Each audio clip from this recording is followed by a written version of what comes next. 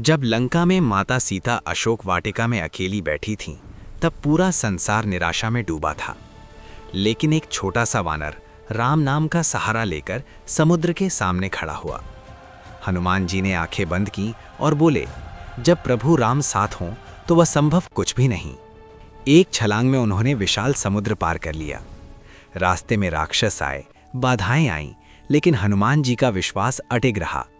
लंका पहुंचकर उन्होंने माता सीता को राम की अंगूठी दी और आशा की लौ जला दी। फिर जब शक्ति दिखाने का समय आया तो लंका कांप उठी, लेकिन हनुमान जी का हृदय हमेशा विनम्र रहा, क्योंकि उनकी सबसे बड़ी शक्ति थी भक्ति, सेवा और राम नाम। जय श्री राम, जय हनुमान। लंका से लौटते समय हनुमान जी का मन गर्व से नहीं बल्कि सेवा की संतुष्टि से भरा था। उन्होंने सोचा, कार्य पूरा हुआ पर युद्ध अभी शेष है। समुद्र पार करते हुए उन्होंने पर्वतों, वनों और आकाश को राम नाम से गूंजते देखा।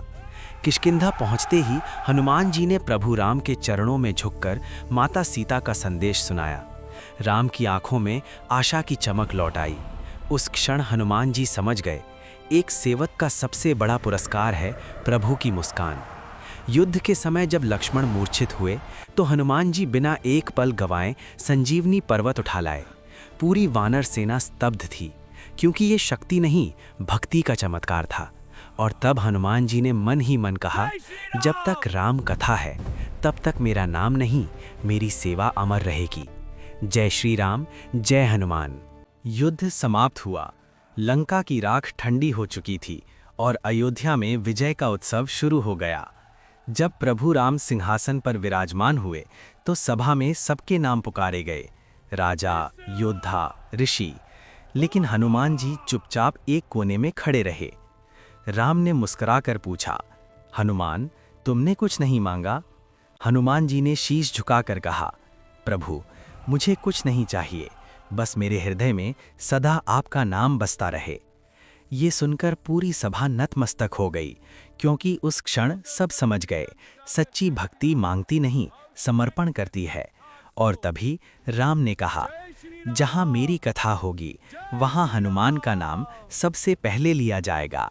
जय श्री राम, जय हनुमान। राम की वचनों के बाद सभा विसर्जित हो गई, पर हनुमान जी वहीं ठहर गए। उनकी दृष्टि सिंहासन पर नहीं, प्रभु के चरणों पर टिकी थी। रात हुई, अयोध्या सो गई, लेकिन एक दीपक अब भी जल रहा था। वो दीपक हनुमान जी के हृदय में था, जिसमें राम नाम की लौ कभी बुझती नहीं। अगली सुबह राम ने कहा, हनुमान, अब विश्राम करो। हनुमान जी मुस्कुराए और बोले, प्रभु, जहां सेवा है वही मेरा विश्राम है। तभी ऋषियों ने कहा, ये युग बदलेगा, समय बदलेगा, लेकिन हनुमान की भक्ति हर युग में मार्ग दिखाएगी। और उसी क्षण तय हो गया, हनुमान केवल एक पात्र नहीं, हर भक्त की शक्ति बनेंगे। जय श्री राम, जय हनुमान। समय आगे बढ़ा, युग बदले, राज्य मिटे, नगर बदले, पर एक नाम हर युग में गूंजता रहा, हनुमान। जहां किसी का विश्वास डगमगाया, वहां हनुमान जी अदृश्य होकर शक्ति बने। किसी के होठों पर राम नाम आया तो हनुमान जी वहीं उपस्थित हो गए। कभी संकट में फंसे भक्त की सांस बने, कभी निराश मन का साहस। उन्होंने कभी अपना नाम नहीं लिया, बस हर दिल में राम नाम जगा दिया।